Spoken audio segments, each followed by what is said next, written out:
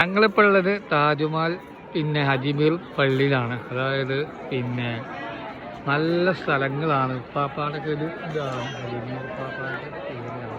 പള്ളികൾ ഫുള്ള് സ്ഥലങ്ങൾ വലിയ സ്ഥലമാണ്. ആളുകളിലെ എൻ്റെ പള്ളിയാണ്. അപ്പോൾ നല്ല സൂപ്പർ സ്ഥലം.